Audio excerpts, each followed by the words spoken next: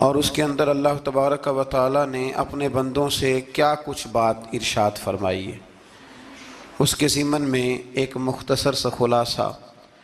پہلی آیہ کریمہ میں اللہ کریم نے اس بات کا اظہار فرمایا ہے کہ بندے سارے میرے ہی ہیں، لیکن جب میں فضل کرتا ہوں تو کسی کو کسی پر فضیلت عطا کر دیتا ہوں۔ ارشاد فرمایا تلک الرسل، یہ رسولوں کی جماعت ہے، فضلنا بعضهم علی بعض، پر ہم نے بعض کو بعض پر فضیلت عطا کر دی۔ پہلی آیت تیسرے سپارے کی، رسول ہونے میں نبی ہونے میں سارے برابر ہیں، پر ہم نے بعض کو بعض پر فضیلت دے دی۔ فرمایا منہم من کلم اللہ ورفع بعضهم درجات۔ کیا خوبصورت انداز ہے، ارشاد فرمایا جا رہا ہے کہ ان میں سے کچھ ایسے ہیں جن سے اللہ نے کلام فرمایا ہے، اور بعض ایسے ہیں جنہیں اللہ نے درجوں میں اس سے بھی زیادہ بلندی عطا فرما دی۔ کوئی رہ فلک اتے یار گیا تے کوئی جا سدرات ہار گیا، ایک کالیاں زلفاں والا سی جڑا لنگر شاہ تو بھی پار گیا۔ انداز دیکھیے، فرمایا کچھ سے کلام کیا اور کچھ کو پھر میرے رب نے درجوں میں اور بلندی عطا فرما دی۔ اب اللہ جس کو بلندی عطا کرے وہ کتنی بلندی پہ گیا ہے اس کا کوئی اندازہ کر سکتا نہیں۔ تو میرے اللہ نے بھی نہ بات کھلی چھوڑ دی، فرمایا چلو حساب لگاتے رہو۔ اعلیٰ حضرت فرماتے ہیں کمان امکان کے جھوٹے نقطوں تم اول اور آخر کے پھیر میں ہو، محیط کی چال سے تو پوچھو وہ کدھر سے آئے اور کدھر گئے تھے۔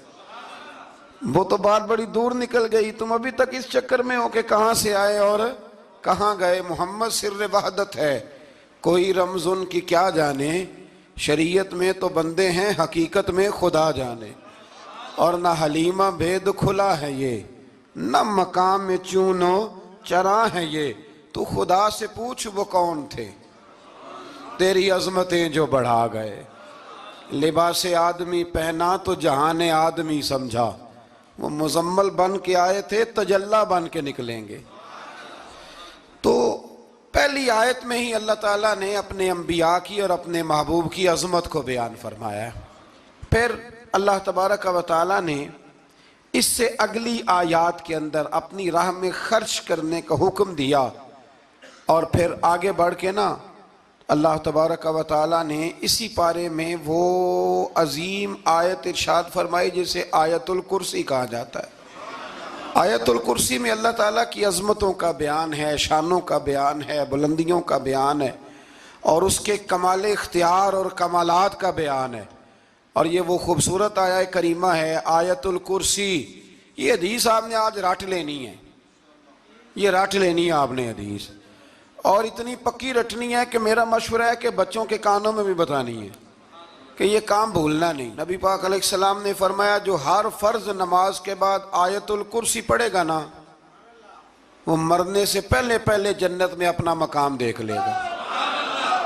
اب اس سے بڑی فضیلت کیا ہوگی کہ مرنے سے پہلے پہلے۔ امام سیوطی علیہ رحمہ نے اس حدیث کو نقل فرمایا۔ اللہ کریم نے نا آیت الکرسی کے فوراً بعد ارشاد فرمایا لا اکراہ فی الدین، اس دین میں سختی کوئی نہیں۔ تو یا اللہ پھر کیا ہے؟ وہ جو کافر بڑا اعتراض کرتے ہیں نا کہ دین تلوار سے پھیلا ہے، تو دین ان لوگوں نے فوجوں کے ذریعے پھیلایا ہے۔ تو اللہ تبارک و تعالیٰ نے تیسرے پارے کی آیت نمبر 256 میں وضاحت فرما دی کہ دین میں کوئی جبر نہیں ہے۔ ہاں ہم نے صورتحال واضح کر دی ہے، حق بیان کر دیا ہے۔ اب جو بندہ انکار کرے گا اس حق کا وہ شیطان کے ساتھ ہے، اور جو ایمان لے آئے گا تو پھر اس نے ایک مضبوط چیز کو پکڑ لیا ہے، اور اس مضبوط چیز کو پکڑا ہے جس نے کبھی کھلنا نہیں ہے۔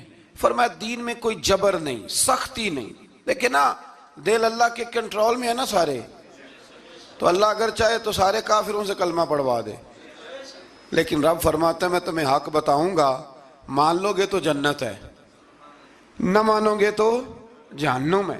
اس لیے جبر والی بات کوئی نہیں۔ آگے اللہ تعالیٰ نے نا اسی پارے میں ارشاد فرمایا کہ اے محبوب علم تر الی الذی حاج ابراہیم فی ربہ، یہ بھی ایک انوکھی فطرت ہے انسان کی جس کو اللہ تعالیٰ نے اس پارے میں بیان فرمایا۔ محبوب آپ نے اس شخص کی طرف نہیں دیکھا جو حضرت ابراہیم سے جھگڑا کر رہا تھا ان کے رب کے بارے میں؟ جھگڑا کیوں کر رہا تھا؟ ان آتاہ اللہ الملک، کیونکہ اللہ نے اسے ملک عطا فرمایا۔ اللہ نے بادشاہی دیا تو وہ اللہ کے معاملے میں جھگڑے کرنے لگ گیا، وہ کہتا ہے میں ہی رب ہوں۔ تو حضرت ابراہیم علیہ السلام نے فرمایا میرا رب تو وہ ہے جو زندہ کرتا اور مارتا ہے۔ تو بیوقوف نے دلیل کیا دی؟ نمرود کہنے لگا میں رب ہوں، تو فرمایا میرا رب وہ ہے جو زندہ کرتا اور مارتا ہے۔ تو کہتا ہے میں بھی زندہ کرتا ہوں مارتا ہوں، دلیل کیا ہے؟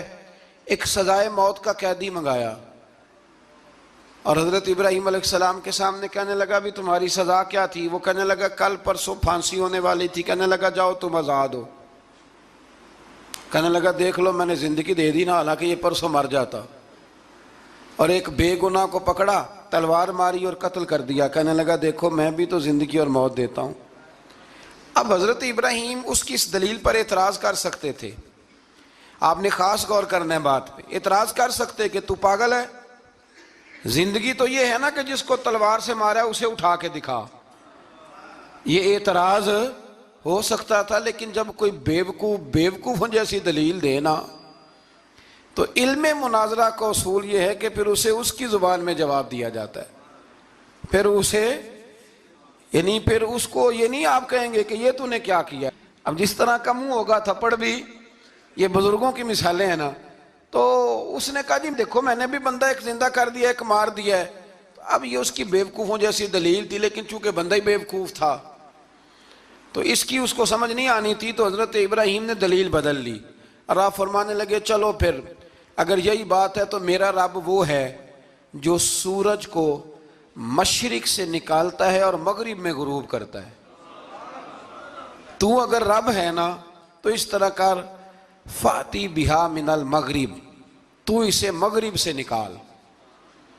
چل یہ تو نے زندہ مردہ کر کے دکھا دیا نا، تو مغرب سے نکال۔ فبہت الذی کفر، تو کافر پریشان ہو گیا اس لیے کہ وہاں سے نکال سکتا نہیں تھا۔ تو جب آپ کسی سے گفتگو کرتے ہیں نا تو الجھے نہیں، بات ایسی کریں جس کا کوئی جواب موجود نہ ہو۔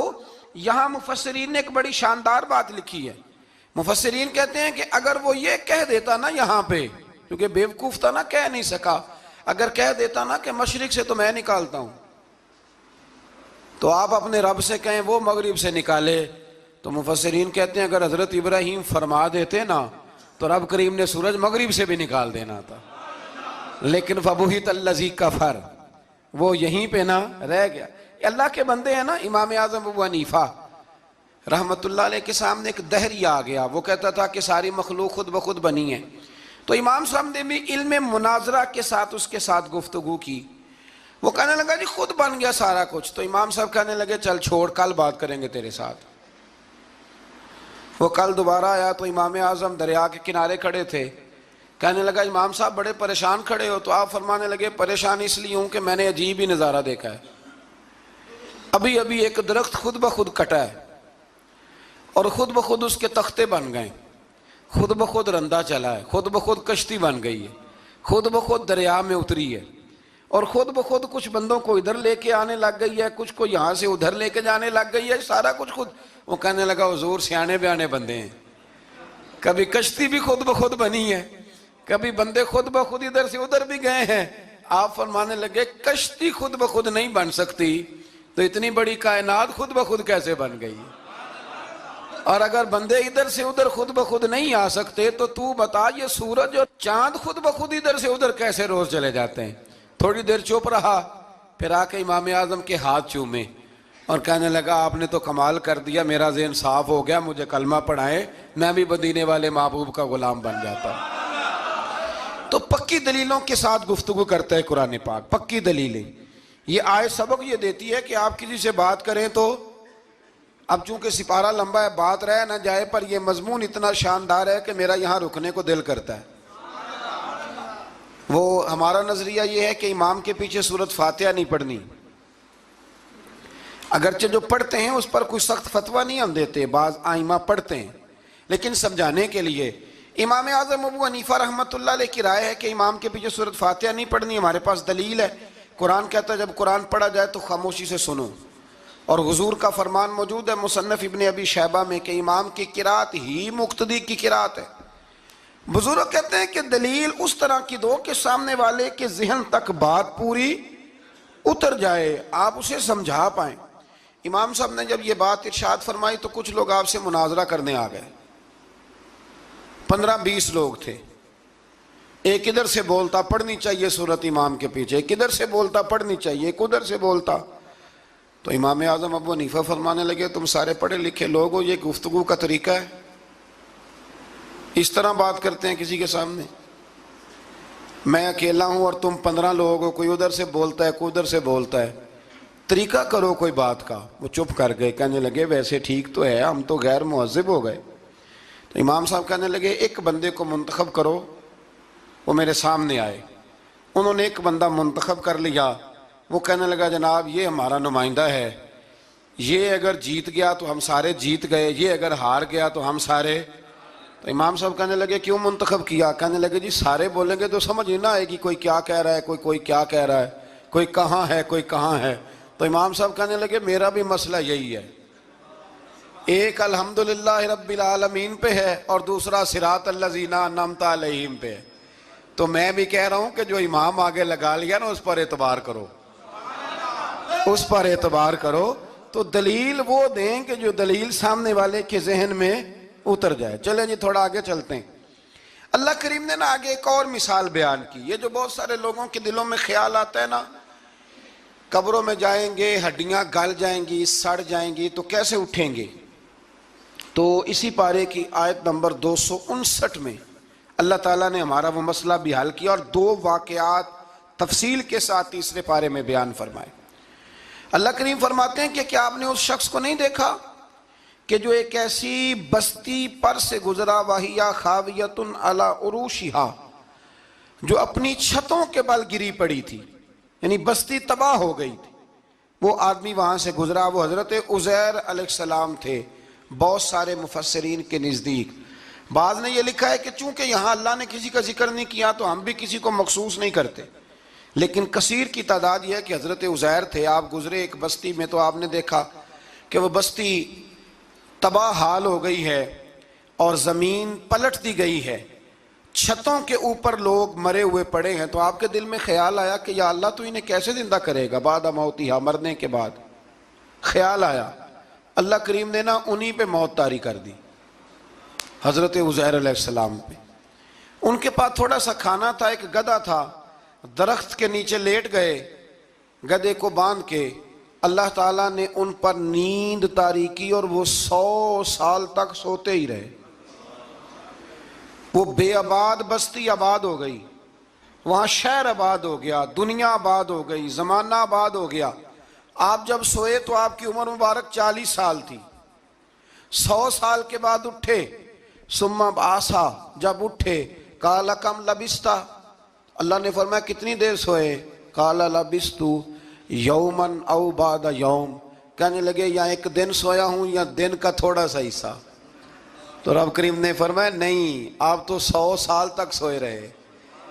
فرمایا وہ دیکھو ذرا گدھے کی طرف، وہ گدھا جو تھا نا ان کا وہ گل سڑ گیا، ہڈیاں بکھر گئیں، اور وہ جو کھانا تھا نا پھل تھے، شربت تھا، سالن تھا، اس کا حال یہ ہے کہ لم یتسنہ، وہ باسی بھی نہیں ہوا۔ یہ ہے میرے رب کی قدرت، جس نے پہلے گل سڑ جانا تھا وہ باسی بھی نہیں ہوا، اور وہ گدھا اس کی ہڈیاں بھی بکھر گئیں۔ تو رب کریم نے فرمایا سمجھ آئی ہے میں مردے کیسے زندہ کروں گا؟ عرض کی یا اللہ ایسی سمجھ آئی ہے جو کبھی بھولے گی بھی نہیں۔ 100 سال تک سوئے رہے۔ یہ بڑا لطیف واقعہ ہے۔ حضرت عزیر علیہ السلام اٹھ کے نا تو اپنے گھر گئے تو کوئی پہچانتا ہی نہیں تھا۔ ایک بوڑھی اماں جس کی عمر بہت زیادہ ہو گئی تھی اس کو جا کے سلام لی تو آپ فرمانے لگے اس اماں سے یہ عزیر کا گھر ہے؟ تو اماں فرمانے لگی ہاں ہے تو عزیر کا، لیکن وہ تو 100 سال پہلے غائب ہوئے، دوبارہ آئے ہی نہیں۔ آپ فرمانے لگے اماں میں ہوں عزیر۔ تو اماں کہنے لگی کہ عزیر کی تو ہر دعا قبول ہوتی تھی، اگر آپ عزیر ہیں نا تو دعا کریں، میری ٹانگیں جواب دے گئی ہیں، آنکھوں سے نظر نہیں آتا، آپ دعا کریں اگر آپ واقعی عزیر ہیں تو اللہ مجھے شفا دے دے گا۔ تو حضرت عزیر نے دعا کی تو رب نے انہیں شفا دے دی۔ حضرت عزیر کی عمر اس وقت بھی 40 سال تھی۔ حضرت عزیر کی عمر جب گئے تب بھی، واپس آئے تو، اور حضرت عزیر کا بیٹا ان سے ملا تو اس کی عمر 118 سال تھی، پوتے بھی بوڑھے تھے۔ لوگوں نے حضرت عزیر علیہ السلام سے کہا یہ کیا ہے؟ فرمانے لگے یہ میرے اللہ کی قدرت ہے، یہ میرے رب کی قدرت ہے۔ آج بھی آپ دیکھ لیں کہ کچھ لوگوں کے بال ساری زندگی سفید نہیں ہوتے، اور کچھ 17 سال کے 16 سال کے نوجوان ہیں تو سارا سار ان کا سفید ہو جاتا ہے، علامات وہ آ جاتی ہیں جو بوڑھوں میں ہوتی ہیں۔ تو اللہ تبارک و تعالیٰ نے فرمایا کہ یہ ہماری قدرت ہے، اس طرح کر کے ہم مردوں کو زندہ کریں گے۔ جب مومن قبروں سے اٹھیں گے نا، مومن آنکھ کھلے گی تو کہیں گے سویرا ہو گیا، جیسے ابھی سوئے تھے نا، کہیں گے دن چڑھ گیا ہے، تو اللہ فرمائے گا ہاں دن بھی چڑھ گیا ہے اور رب رسول کے دیدار کا نظارہ بھی تمہیں دیا جائے گا، اٹھو بڑی شاندار صبح ہوئی ہے۔ اور کافر جب اٹھے گا تو کہے گا اوہو اب میرے لیے کیا نئی سزا ہے۔ تو اس سے بالکل آگے متصل حضرت ابراہیم علیہ السلام کا وہ واقعہ اسی پارے میں ذکر کیا گیا ہے۔ جب حضرت ابراہیم علیہ السلام نے کہا تھا کہ اے اللہ مجھے دکھا تو مردے کیسے زندہ کرے گا، تو رب کریم نے فرمایا یقین نہیں، عرض کی یا اللہ اطمینان قلبی کے لیے۔ ایک علم الیقین ہوتا ہے، ایک عین الیقین ہوتا ہے، ایک حق الیقین ہوتا ہے۔ کہ یا اللہ میں اطمینان قلبی کے لیے، تو اللہ نے فرمایا 4 پرندے لے لو۔ حضرت ابراہیم علیہ السلام نے 4 پرندے لیے، کچھ نے لکھا ہے کوا تھا، مور تھا، مرغی تھی، کبوتر تھا، مختلف نام آئے۔ وہ 4 پرندے لیے، پھر ان کو ذبح کیا، پھر ان کا قیمہ بنایا، پھر گوشت ایک دوسرے میں مکس کیا، پھر 4 مختلف پہاڑیوں پہ رکھا۔ اللہ نے فرمایا مکس ہو گئے نا آپس میں، اب تم آواز دو۔ حضرت ابراہیم نے آواز دی اور رب نے زندگی دی، اور وہ پرندے اپنی ٹانگوں پر چلتے ہوئے حضرت ابراہیم کے پاس آ کے کھڑے ہوئے۔ تو فرمایا ابراہیم جس طرح ان کو زندہ کیا نا، اسی طرح پھر قبروں سے میں ہڈیاں بھی زندہ کر کے نکال دوں گا۔ میں ایک فلسفی کو پڑھ رہا تھا، یہ ہمارے جدید دور کے فلسفی بڑے عجیب باتیں کرتے ہیں۔ وہ کہتے ہیں جی ہوا ایسی چلتی ہے کہ انسان قبر میں ہوتا ہے تو ہڈیاں گل سڑ جاتی ہیں تو کوئی بھی نہیں بچتا، اور پھر آپ کہتے ہیں کہ کچھ کو عذاب ہوتا ہے کچھ کو ثواب ہوتا ہے۔ تو قبر کے اندر جب مردے چلے گئے تو آپ یہ بھی کہتے ہیں بعض لوگ کہ ایک قبر سے 70 اٹھیں گے تو ایک کو عذاب ہو رہا ہے ایک کو ثواب ہو رہا ہے، یہ کیا ماجرا ہے؟ ہمارے بزرگوں نے جواب دیا ہے، ہمارے بزرگوں نے یہ جواب دیا ہے کہ یہ ہوائیں، یہ فضائیں، یہ ساری اللہ کی قدرت ہے۔ ہر آدمی کو ٹھنڈ لگ جاتی ہے سردیوں کے موسم میں۔ میں نے کچھ ایسے بندے دیکھے ہیں، بلکہ کوئی مجھے کہے گا تو میں دکھا دوں گا، ساری سردیاں سویٹر نہیں پہنتے، پھر فوت ہو جاتے ہیں۔ اور کئیوں نے 6 پہنے ہوتے ہیں، پھر بھی دانت کے ساتھ دانت بج رہا ہوتا ہے، وہ کہتے ہیں توبہ توبہ بڑی ٹھنڈ ہے۔ یہ بھائی آب و ہوا ایک ہی ہے، لیکن وجود کے اثر قبول کرنے کے معاملات بھی اور ہی ہیں۔ یہی معاملہ قبر میں ہوگا۔ دیکھیں نا حضرت عزیر علیہ السلام کے گدھے نے بھی آب و ہوا لکھی اور کھانے نے بھی، تو گدھا گل سڑ گیا پر کھانا گلا سڑا۔ دوسری بات یہ کہ قبر میں بندے اکٹھے ہیں تو کسی کو عذاب تو کسی کو ثواب۔ تو امام جلال الدین سیوطی رحمۃ اللہ علیہ فرماتے ہیں 2 بھائی اگر ایک پلنگ پہ سوئے ہوں تو ایک خواب میں لاہور ہوتا ہے دوسرا پشاور ہوتا ہے، سوئے کہاں ہوتے ہیں؟ اکٹھے ایک پلنگ پہ۔ وہ ایک کہتا ہے میں رات کو لاہور تھا، اور دوسرا کہتا ہے نہیں تو غلط کہہ رہا ہے میں تو پشاور تھا، تو ہوتے کہاں ہیں؟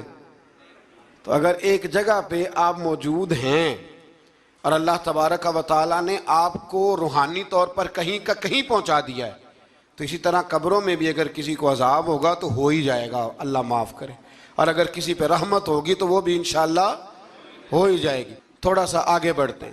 پھر اللہ تبارک و تعالیٰ نے نا اپنی راہ میں خرچ کرنے کی بات ارشاد فرمائی۔ فرمایا اگر تم میری راہ میں خرچ کرو گے تو میں تمہیں 700 گنا کر کے واپس کروں گا۔ اللہ کی راہ میں خرچ کریں گے تو کتنا ملے گا؟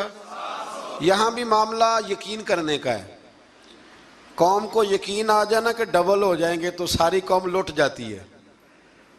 اگر اتنا یقین ہو جائے نا ڈبل ہو جائیں گے تو لٹ جاتی ہے.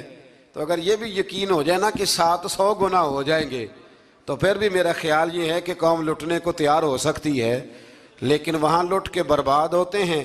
رب رسول کے رستے میں لٹیں گے تو آنے والی نسلوں کو بھی اللہ آباد فرما دے گا, اللہ آباد کر دے گا آنے والی نسلوں کو. تو میرے دوستو تھوڑا سا آگے جب ہم اس پارے میں چلتے ہیں تو اللہ تبارک و تعالیٰ نے 2 باتیں ارشاد فرمائیں. ایک تو ارشاد فرمایا کہ شیطان تمہیں نا 2 چیزوں کے بارے میں اکثر ورگلاتا ہے. ایک تمہیں کہتا ہے کہ کنجوسی کرو, فقر تنگ دستی ہو جائے گی اگر خرچ کرو گے, اور دوسرا تمہیں کہتا ہے بے حیائی کرو. اللہ نے فرمایا یہ 2 کام تم نے کرنے نہیں, نہ تم نے بخل کرنا ہے اور نہ تم نے بے حیائی کرنی ہے. اور پھر آگے جا کے ارشاد فرمایا کہ دانائی بڑی حکمت ہے, عقل مندی بڑی حکمت ہے, زندگی دانائی سے گزارو. یؤتی الحکمت من یشاء, اللہ جسے چاہتا ہے حکمت عطا کرتا ہے. ومن یؤت الحکمت فقد اوتی خیرا کثیرا, اور جسے اللہ نے دانائی دی نا عقل, اللہ فرماتا ہے اسے ہم نے خیر کثیر عطا کی. کام سارے ہی ہو جاتے ہیں پر جو عقل کے ذریعے کیا جائے نا, شیخ سعدی نے کہا تھا اگر تیرے پاس 1 من علم ہے نا تو 10 من عقل کی بھی ضرورت ہے, پھر وہ علم آگے پہنچتا ہے. 10 من 1 من شعور کے ساتھ دانائی کے ساتھ میرے نبی کریم علیہ السلام نے نا بڑی دانائی کے ساتھ دین پھیلایا ہے, بڑی حکمت کے ساتھ, بڑی خوبصورتی کے ساتھ. حضور نے, ایک شخص نے آ کے کہا یا رسول اللہ صلی اللہ تعالیٰ علیہ وسلم میں 5 نمازیں نہیں پڑھ سکتا, 2 پڑھوں گا. تو صحابہ کہتے ہیں ہمارے دل میں خیال آیا کیسے اجازت ملے گی, نماز تو فرض عین ہے, ہر نماز کی ہر رکعت کا ہر سجدہ فرض ہے, اور یہ پوری 3 نمازوں کی چھٹی مانگ رہا ہے. لیکن حضور نے حکمت سے دین پھیلایا, دانائی سے. مسند امام احمد بن حنبل میں موجود ہے, حضور نے فرمایا اگر 2 نمازیں پڑھو گے 3 نہ پڑھو گے تو کلمہ تو پڑھ لو گے نا دل سے. حضور پڑھ لوں گا, فرمایا چل تو 2 ہی پڑھ لینا, کلمہ پڑھ صحیح. حضرت ابو ہریرہ کہتے ہیں اس نے 3 نمازوں کی چھٹی کی شرط پر کلمہ پڑھا, ابھی پورا ہفتہ نہیں ہوا تھا کہ اس نے 5 نمازیں کیا تہجد بھی شروع کر دی. اس شخص نے پھر اشراق اور چاشت بھی پڑھی, وہ ساری رات مصلی پہ بھی بیٹھا. لہٰذا دانائی کے ساتھ, گھر بھی آپ کا حکمت سے چلے گا, دانائی سے چلے گا, دکان بھی آپ کی حکمت اور دانائی سے چلے گی. تو مسلمان اس کو نہیں کہتے جو جذباتی ہو جائے, جو فٹافٹ مرانے پہ اتر آئے, اس کو کہتے ہیں جو بڑی دانائی کے ساتھ حکمت کے ساتھ چیزوں کو لے کے آگے بڑھتا ہے.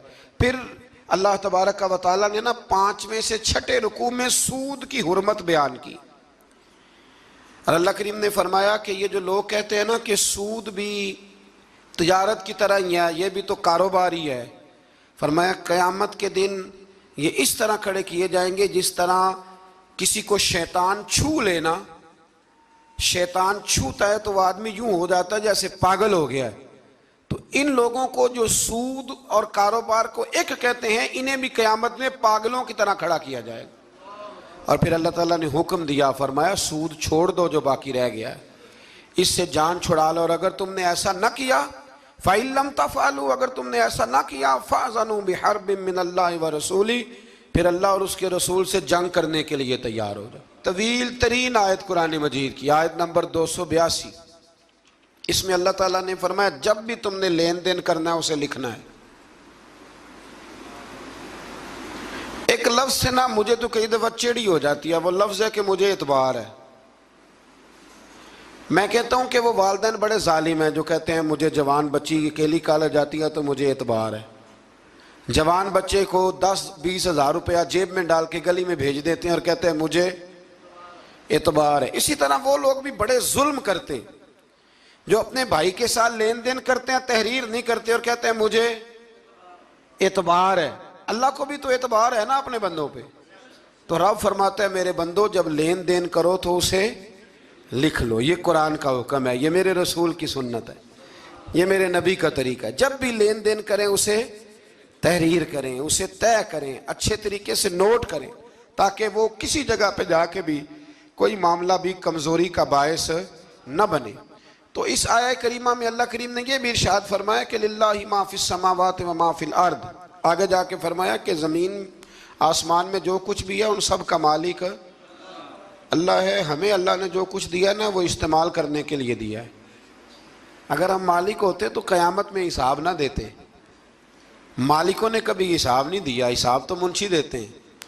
اللہ نے ہمیں استعمال کرنے کے لیے چیزیں دی ہیں، اس لیے اللہ فرماتا ہے ثم لتسألن یومئذ عن النعیم، قیامت میں نا میں تم سے ایک ایک نعمت کے بارے میں سوال کروں گا۔ تو یہ ساری امانتیں ہیں اللہ کی، جتنا کچھ ہمارے پاس ہے، وہ کوئی بھی صلاحیت ہو، کوئی بھی قوت ہو، تو اس کو صحیح صحیح استعمال کریں امانت کو۔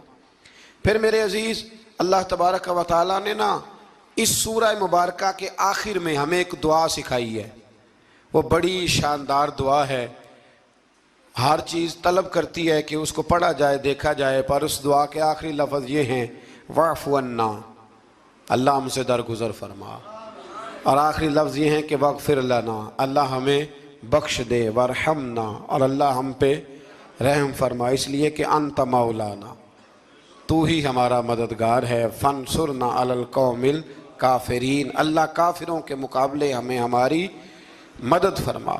تو پھر آگے سورہ آل عمران شروع ہوتی ہے۔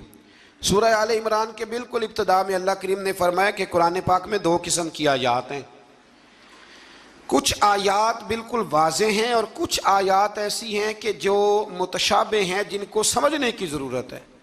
تو فرمایا جن کے دلوں میں کجی ہے نا، کھوٹ ہے، وہ متشابہ آیات کے پیچھے جاتے ہیں۔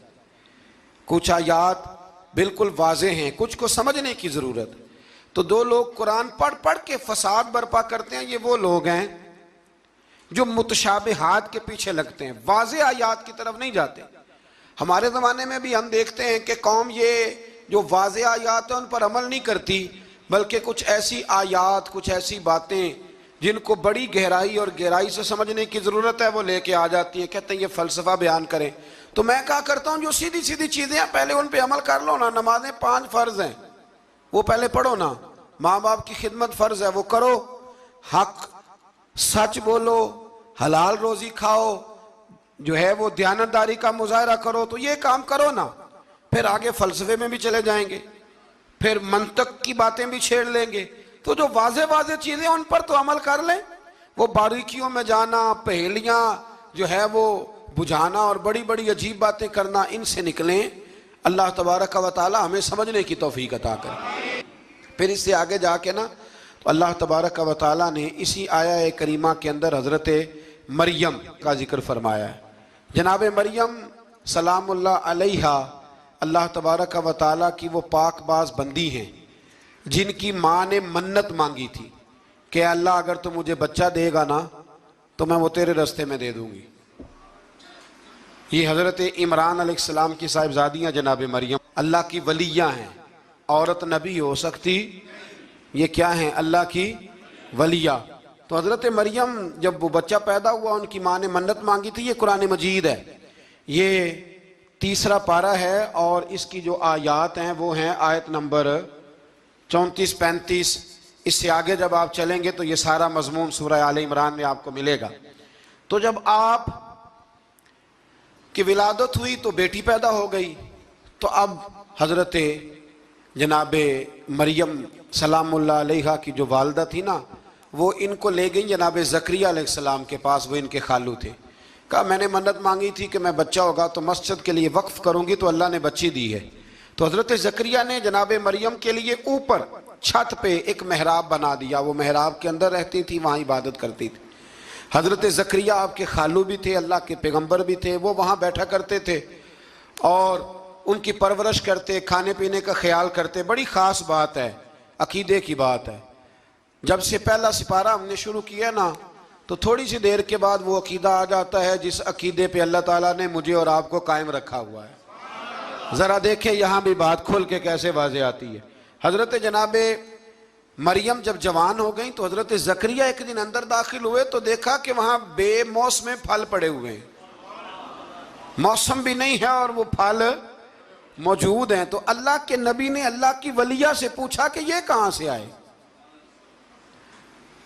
انا لکی ھذا، پوچھنے لگے حضرت زکریا یہ کہاں سے آئے؟ قالت ہوا من عند اللہ، تو حضرت مریم کہنے لگی یہ میرے اللہ کی طرف سے آئے ہیں، یہ مجھے اللہ نے دیے ہیں، اور ان اللہ یرزق من یشاء بغیر حساب، اور جب رب کسی کو رزق دیتا ہے تو پھر بغیر حساب و کتاب ہی عطا فرماتا ہے۔ تو حضرت زکریا کے پاس اولاد کوئی نہیں تھی، بوڑھے ہو گئے تھے۔ جب دیکھا نا کہ اللہ کی ولیہ کو اللہ نے بے موسم پھل دے دیے ہیں تو خیال آیا کہ میں بھی بوڑھا ہوں، میری بیوی بھی بوڑھی ہے، تو اگر رب اپنی ولیہ کو بے موسم پھل دے سکتا ہے اور دیتا ہے اپنے کرم سے، تو اپنے نبی کو بھی تو بغیر موسم کی اولاد دے ہی سکتا ہے نا۔ اب موسم تو گزر گیا، بڑھاپا آ گیا، لیکن وہاں کھڑے ہو کے حضرت زکریا نے دعا مانگی، رب نے قبول فرمائی، اور حضرت یحییٰ علیہ السلام حضرت زکریا کو عطا فرمائے۔ تو اگر ولیہ کی محراب کے پاس کھڑے ہو کہ اللہ کے نبی دعا مانگے تو رب قبول فرماتا ہے، تو ہم داتا علی اجمیری کے مزار پہ جا کے دعا مانگے تو، ہم غوث اعظم جیلانی کے مزار پہ جا کے دعا مانگے تو۔ امام شافعی فرماتے ہیں جب بھی کوئی مشکل پیش آتی ہے میں امام اعظم کے مزار پہ جاتا ہوں اور قریبی مسجد میں 2 نفل پڑھ کے ان کے مزار پہ دعا مانگتا ہوں، اللہ میری ہر مشکل کو آسان فرما دیتا ہے۔ تو بھئی یہ تو قرآن مجید کی آیات ہے نا، ان کو تو کھول کے دیکھو نا، کوئی اور معنی اس آیت کا، کوئی اور تفسیر، کوئی اور مفہوم۔ حضرت زکریا اس کے علاوہ بھی تو دعا مانگ سکتے تھے نا، لیکن انہوں نے جناب مریم کے پاس بغیر موسم کے پھل دیکھے تو دعا مانگی، بغیر موسم کے پھل دیکھے، اور یہ بھی اللہ کا فضل ہے کہ ولیہ کے پاس دیکھے تو ولیوں والا مسئلہ حل ہو گیا۔ اگر وہ نبی ہوتی تو لوگوں نے فٹافٹ کہہ دینا یہ تو نبیوں کی بات ہے۔ تو میرے بھائی اگر کسی کو بغیر موسم کا پھل چاہیے تو کسی ولی اللہ کے پاس جائے، کسی اللہ کے نیک بندے کے پاس جائے، رب بے موسم پھل بھی عطا کرتا ہے۔ تو پھر اللہ تبارک و تعالیٰ نے آگے جا کے نہیں آیات میں ارشاد فرمایا کہ ہم نے جناب مریم کو بغیر شادی کے بیٹا بھی عطا کیا، اور بیٹا بھی وہ عطا کیا کہ جو اللہ کے نبی ہیں، اور بیٹا بھی وہ دیا جنہوں نے پنگوڑے میں باتیں کرنی شروع کر۔ یہ میری خواہش ہے کہ یہ آیتیں آپ نے ضرور پڑھنی ہیں، یہ آیت نمبر 39 اور 40، انہی پر میں بھی بات ختم کر رہا ہوں۔ حضرت عیسیٰ کی شان رب کریم نے بیان فرمائی، یہ اللہ کا قرآن ہے، یہ اللہ کا قرآن ہے۔ ان کی شان کیا ہے کہ حضرت عیسیٰ علیہ السلام فرماتے ہیں کہ میں نا مٹی کی مورت بناتا ہوں، پھر اس میں پھونک مارتا ہوں، مٹی کا پرندہ بنا کے اس میں پھونک مارتا ہوں، میں پھونک حضرت عیسیٰ مارتے ہیں، اور جناب عیسیٰ کہتے ہیں وہ اللہ کے حکم سے اڑنا شروع کر دیتا ہے۔ پھونک کس نے ماری؟ اڑایا کس نے؟ وہ اتنی سی بات ہے، اس کو سمجھ لیں۔ حضرت عیسیٰ کہتے ہیں میں مٹی کی مورت بنا کے اس میں پھونک مارتا ہوں تو اللہ کے حکم سے زندہ ہو جاتی ہے، اڑنے لگتی ہے۔ حضرت عیسیٰ فرماتے ہیں میں تندرست کرتا ہوں مادرزاد اندھوں کو، لا علاج کوڑوں کو، اور میں مردے بھی زندہ کرتا ہوں، کرتا اللہ کی اجازت کے ساتھ ہوں۔ اور اسی آیت میں حضرت عیسیٰ فرماتے ہیں کہ میں تمہیں بتاتا ہوں جو تم کھا کے آتے ہو، اور وہ بھی بتاتا ہوں جو تم گھر میں چھوڑ کے آتے ہو۔ تو حضرت عیسیٰ علیہ السلام مٹی کا پرندہ بنا کے پھونک ماریں تو رب اس میں جان پیدا کر دے، مردے میں جان بھی پیدا کرتے ہیں، اور پھر حضرت عیسیٰ مادرزاد اندھ اور کوڑوں کو آنکھیں بھی دیتے ہیں اللہ کے حکم سے، اور پھر حضرت عیسیٰ علیہ السلام مردہ بھی زندہ کرتے ہیں اس کی اذن سے، جو کھا کے آتے ہیں وہ بھی بتاتے ہیں، جو چھوڑ کے آتے ہیں وہ بھی بتاتے ہیں۔ تو یہ تو حضرت عیسیٰ کی شان ہے۔ یہ حال ہے ان کے غلاموں کا، تو میری سرکار کا عالم کیا ہوگا، میری سرکار کا عالم کیا ہوگا۔ ایک جملہ میرے اعلیٰ حضرت کا، اور بات بڑی اعلیٰ، فرمانے لگے حضرت عیسیٰ علیہ السلام تو پھونک مار کے مردہ زندہ کرتے ہیں نا، تو فرماتے ہیں میرے نبی تو ایک نظر دیکھ لیں تو مردہ دل کو زندہ کر دیا کرتے، مردہ دل۔ اور پھر ایک حدیث سن لیں تاکہ بات اور واضح ہو جائے۔ حضور نے فرمایا علماء امتی کا انبیاء بنی اسرائیل، میری امت کے علماء بھی اسی طرح ہوں گے جس طرح بنی اسرائیل کے نبی ہوتے تھے۔ تو اگر حضرت عیسیٰ کے اندر یہ طاقت ہے تو میرے محبوب کے غلاموں میں بھی بڑی طاقت ہے۔ حضرت آصف بن برخی اگر تخت لا سکتے ہیں تو غوث اعظم بھی بیڑی اوپر اٹھا لیتے ہیں۔ اس لیے عقیدہ اور نظریہ قرآن ہے، حدیث ہے. ہم چونکہ پڑھتے نہیں، توجہ نہیں کرتے، تو لوگ ہمیں فٹافٹ، آپ یقین کریں بڑے صاف ستھرے انداز میں لوگ آ کے کہتے ہیں جی دیکھو جی یہ کدھر سے آ گیا. تو میں نے کہا یہ اللہ کا قرآن ہے، اور قرآن میں نہ ہو ہمیں بات کرنے کی کیا ضرورت ہے. یہ سارے عقائد اور نظریات وہ ہیں جو رب کریم نے خود قرآن مجید میں ہمیں عطا فرمائے ہیں. پاک ہوویں تے پاک کی ملدا ہی، بن پاکوں پاک نہیں ملدا. سارے جسم دے دھوون نالوں اکو ٹکڑا تولا دل دا. اور اقبال کہنے لگے دلے بیدار پیدا کر کہ دل خوابیدہ ہے جب تک، نہ تیری ضرب ہے کاری نہ میری ضرب ہے کاری. اور فاضل بریلوی نے تو مشورہ دیا ہے، کہنے لگے دل کو کام لگا دو. حضور کون سے؟ فرمانے لگے دل ہے وہ دل جو تیری یاد سے معمور رہا، اور سر ہے وہ سر جو تیرے قدموں پہ قربان گیا. جو دل رکھتا ہے وہ قرآن پاک سے نصیحت لے گا. جس کے پاس دل ہے، اس کا مطلب ہے کچھ سینوں میں گوشت کا لوتھڑا تو ہے پر دل نہیں. ان کے سینوں کے اندر خون پمپ کرنے والی مشین تو موجود ہے جو دھڑک رہی ہے جب سے وجود بنا ہے، لیکن وہ دھڑکنے خالی ہیں. دل جب دھڑکتا ہے تو وہ کسی کے لیے دھڑکنا چاہیے، اور کسی کا درد ہو دل میں. اللہ تعالیٰ نے قرآن مجید میں فرمایا کہ میں نے دل دو نہیں بنائے، دل ایک بنایا. اس میں کہ کہیں یہ نہ ہو کہ دو دل ہوں تو ادھر کوئی اور ہو ادھر رب ہو. فرمایا نہیں، دل ہی ایک بنایا ہے، کوئی اور آ ہی نہیں سکتا. یا خدا رہے گا یا محمد مصطفیٰ رہیں گے صلی اللہ علیہ وسلم. دل ہی ایک بنایا ہے، اور دل ہے وہ دل جو تیری یاد سے معمور رہا. دل دھڑکے اور پھر وہ تڑپے، وہ کسی کے دکھ میں تڑپے، وہ کسی کے درد میں تڑپے، وہ کسی کی پریشانی پہ تڑپے، وہ کسی کی محبت میں تڑپے. اور جب وہ خوب تڑپے نا تو وہ تڑپ جو ہوتی ہے، کچھ زخم ایسے ہوتے ہیں جن کا مزہ آتا ہے. یعنی جب بعضوں کا زخم ٹھیک ہونے پہ آئے تو آپ اسے تھوڑا سا ہاتھ لگائیں تو وہ تھوڑا سا نا مزہ دیتا ہے. کچھ زخموں کا بھی مزہ ہوتا ہے. آتش کہنے لگا وہ مزہ دیا ہے تڑپ نے کہ میری آرزو ہے یا رب میرے دونوں پہلوؤں میں دل بے قرار ہوتا. میرا دل کرتا ہے دو دل ہوتے، میں ایک سے تڑپا ہوں تو اتنا مزہ ہے، اگر میں دو سے تڑپتا تو کتنا مزہ ہوتا. میرے دونوں پہلوؤں میں دل بے قرار ہوتا. عزیز بھائی، دل پر محنت، دل کی صفائی. 2 4 5 دن آپ غسل نہ کریں، مسواک نہ کریں، آپ کپڑے نہ بدلیں تو طبیعت پہ نا بوجھ بن جاتا ہے. اپنے آپ سے ہی بندے کو تھوڑی سی نا کوفت محسوس ہوتی ہے. تو اگر 4 5 دن 6 دن اسی طرح گزر جائیں تو پھر انسان محسوس کرتا ہے کہ یار یہ میں کدھر آ گیا ہوں. اب وہ جب گھر آتا ہے سفر سے لوٹ کے تو پھر وہ کپڑے نکالتا ہے تو کھانے سے پہلے غسل کرتا ہے، کھانے سے پہلے نہاتا ہے، کپڑے بدلتا ہے، مسواک کرتا ہے. طبیعت میری ٹھنڈی ہو گئی، اب ذرا مجھے نا میں فریش ہو گیا ہوں جی، اب میری طبیعت سے ہلکی پھلکی سی ہو گئی ہے جی میری طبیعت. اور میرے بھائی ظاہر پر تھوڑا سا گرد چڑھ جائے تو بندہ اپنے آپ کو فریش محسوس نہیں کرتا.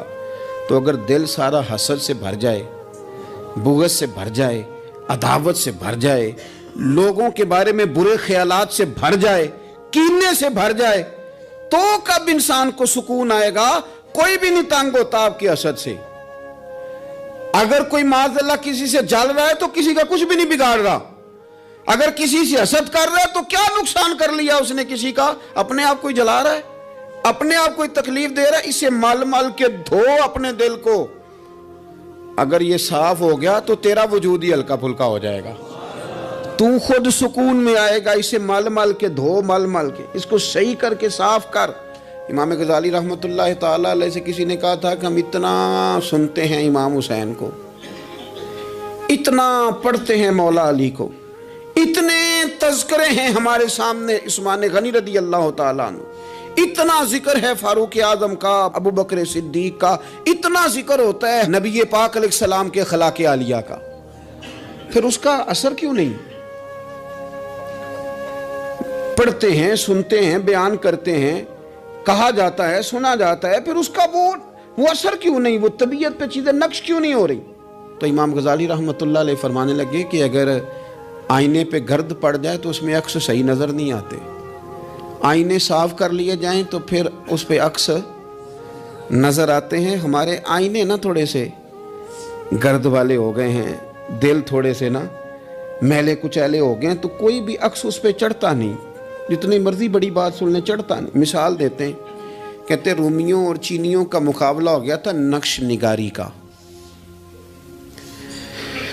بادشاہ نے کہا جو اچھا نقاش نکلے گا، اچھی خطاطی کرے گا، اسے انعام دوں گا۔